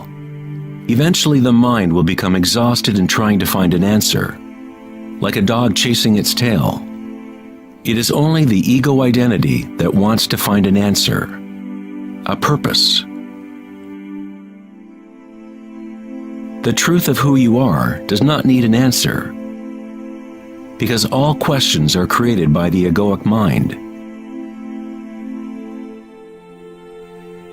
You are not your mind.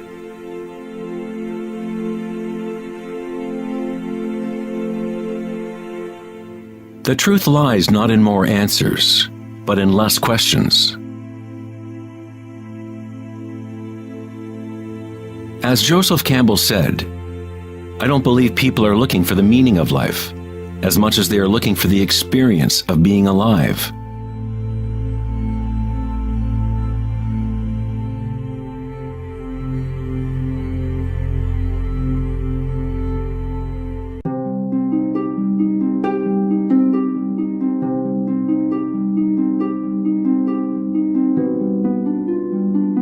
When the Buddha was asked, "What are you?" he said simply, "I am awake." What does this mean, to be awake?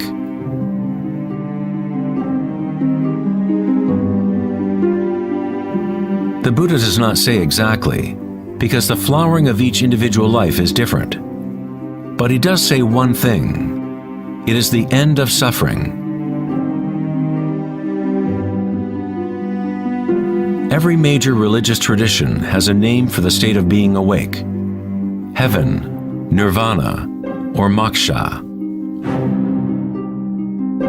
A quiet mind is all you need to realize the nature of the stream.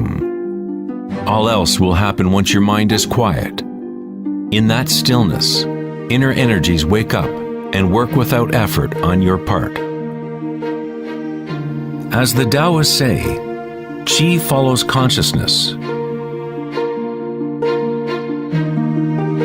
By being still, one begins to hear the wisdom of the plants and animals, the quiet whispers in dreams. And one learns the subtle mechanism by which those dreams come into material form.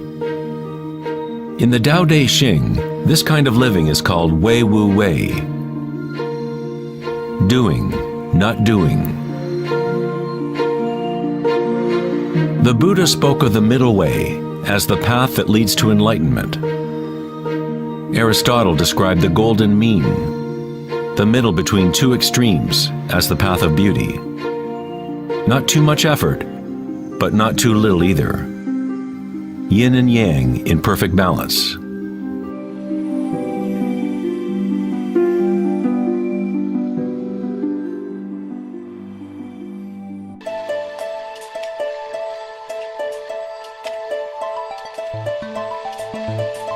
Vedanta's notion of Maya, or illusion, is that we do not experience the environment itself, but rather a projection of it, created by thoughts. Of course, your thoughts let you experience the vibratory world in a certain way, but our inner equanimity need not be contingent on external happenings. The belief in an external world, independent of the perceiving subject, is fundamental to science. But our senses only give us indirect information. Our notions about this mind-made physical world are always filtered through the senses, and therefore always incomplete. There is one field of vibration underlying all of the senses. People with a condition called synesthesia sometimes experience this vibratory field in different ways. Synesthetes can see sounds as colors or shapes, or associate qualities of one sense with another. Synesthesia refers to a synthesis or intermingling of the senses. The chakras in the senses are like a prism, filtering a continuum of vibration.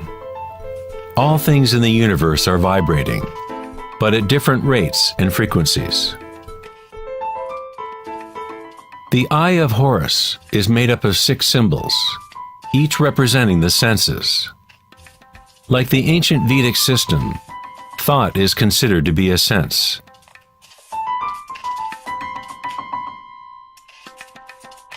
Thoughts are received simultaneously as sensations are experienced on the body.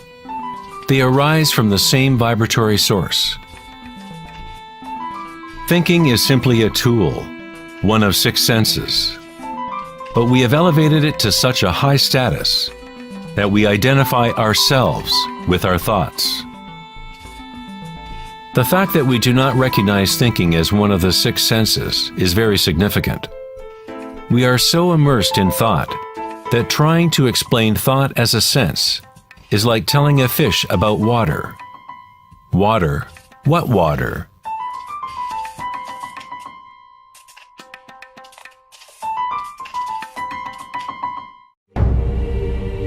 In the Upanishads, it is said, "Not that which the eye can see, but that whereby the eye can see. Know that to be Brahman, the eternal, and not what people here adore. Not that which the ear can hear, but that whereby the ear can hear. Know that to be Brahman, the eternal, and not what people here adore. Not that which speech can illuminate, but that by which speech can be illuminated. Know that to be Brahman, the eternal, and not what people here adore."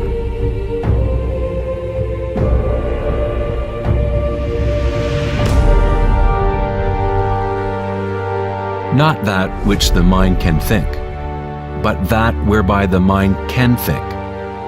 Know that to be Brahman, the eternal, and not what people here adore.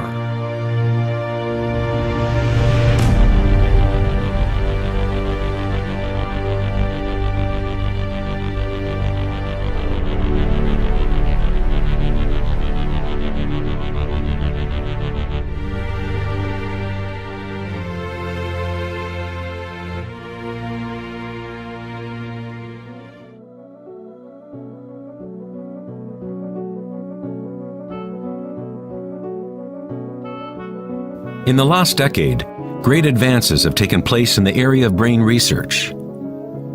Scientists have discovered neuroplasticity, a term which conveys the idea that the physical wiring of the brain changes according to the thoughts moving through it.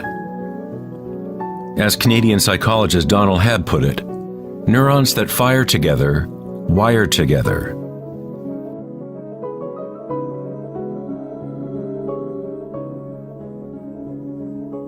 Neurons wire together most when a person is in a state of sustained attention. What this means is that it is possible to direct your own subjective experience of reality. Literally, if your thoughts are ones of fear, worry, anxiety, and negativity, then you grow the wiring for more of those thoughts to flourish. If you direct your thoughts to be ones of love, compassion, gratitude, and joy, you create the wiring for repeating those experiences. But how do we do that if we are surrounded by violence and suffering? Isn't this some kind of delusion or wishful thinking? Neuroplasticity is not the same as the New Age notion that you create your reality by positive thinking. It is actually the same thing that the Buddha taught 2,500 years ago. Vipassana meditation, or insight meditation, could be described as self-directed neuroplasticity. You accept your reality exactly as it is, as it actually is. But you experience it at the root level of sensation, at the vibratory or energetic level, without the prejudice or influence of thought, through sustained attention at the root level of consciousness.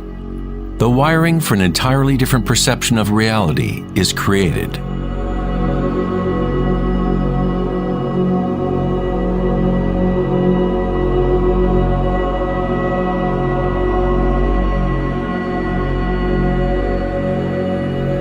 We have got it backwards most of the time. We constantly let ideas about the outer world shape our neural networks. But our inner equanimity need not be contingent on external happenings.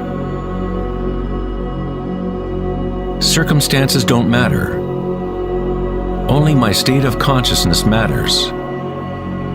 Meditation in Sanskrit means to be free of measurement, free of all comparison, to be free of all becoming. You are not trying to become something else. You are okay with what is. The way to rise above the suffering of the physical realm is to totally embrace it, to say yes to it, so it becomes something within you, rather than you being something within it.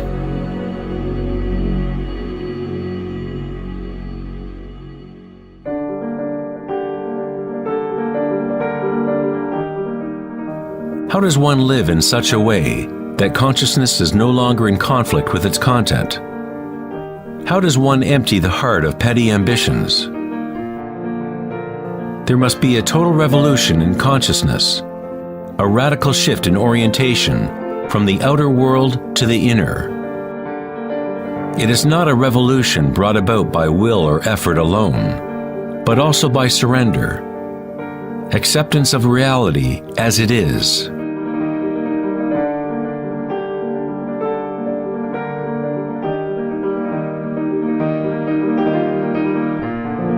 The image of Christ's open heart powerfully conveys the idea that one must open to all pain.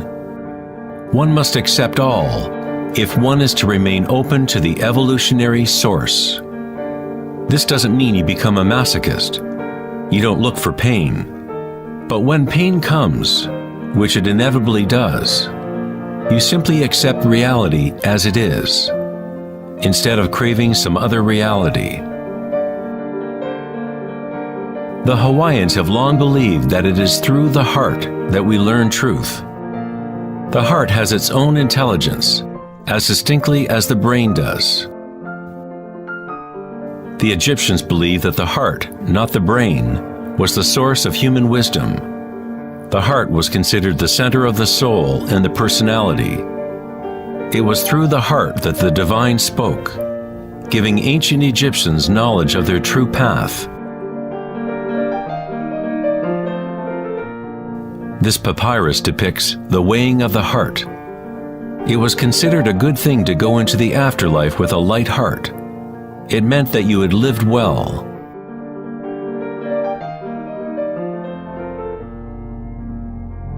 One universal or archetypal stage that people experience in the process of awakening the heart center is the experience of one's own energy as the energy of the universe.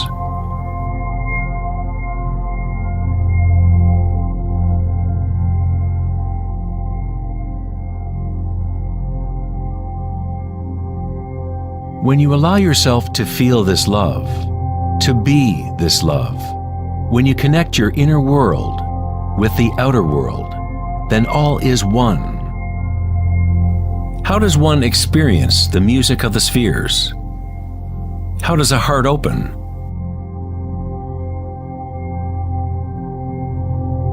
Sri Ramana Maharshi said, "God dwells in you, as you, and you don't have to do anything to be God realized or self-realized. It is already your true and natural state. Just drop all seeking, turn your attention inward, and sacrifice your mind to the one self, radiating in the heart of your very being. For this to be your own presently lived experience, self-inquiry is the one direct and immediate way."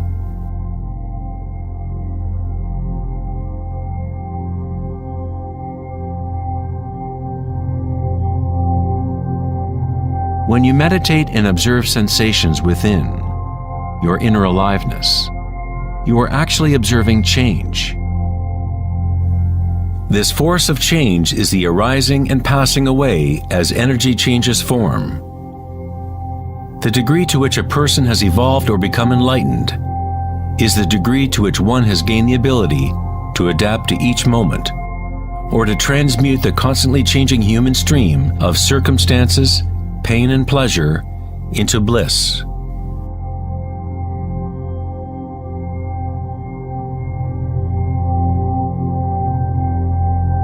Leo Tolstoy, author of War and Peace, said, "Everyone thinks of changing the world, but no one thinks of changing him or herself."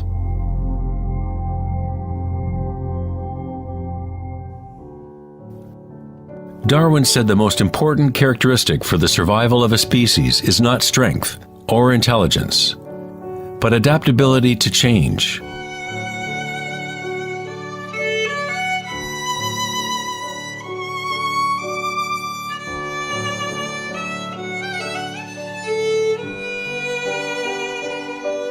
One must become adept at adapting. This is the Buddhist teaching of anicca. Everything is arising and passing away, changing, constantly changing. Suffering exists only because we become attached to a particular form.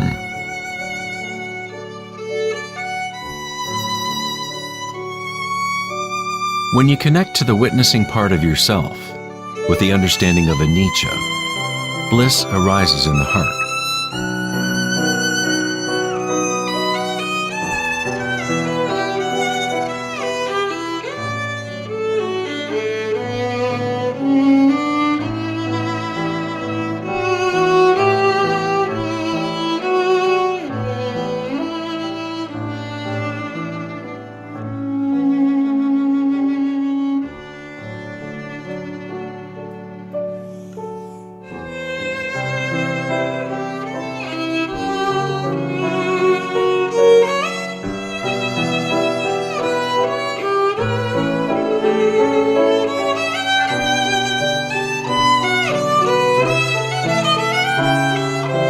Saints, sages, and yogis throughout history unanimously describe one sacred union that occurs in the heart. Whether it is the writings of St. John of the Cross, Rumi's poetry, or the tantric teachings of India, all of these different teachings try to express the subtle mystery of the heart. In the heart is the union of Shiva and Shakti, masculine penetration into the spiral of life, and feminine surrender to change. Witnessing and unconditional acceptance of all that is. In order to open your heart, you must open yourself to change. To live in the seemingly solid world, dance with it, engage with it, live fully, love fully, but yet know that it is impermanent, and that ultimately all forms dissolve and change. Bliss is the energy that responds to stillness. It comes from emptying consciousness of all content. The content of this bliss energy born of stillness is consciousness, a new consciousness of the heart, a consciousness that is connected to all that is.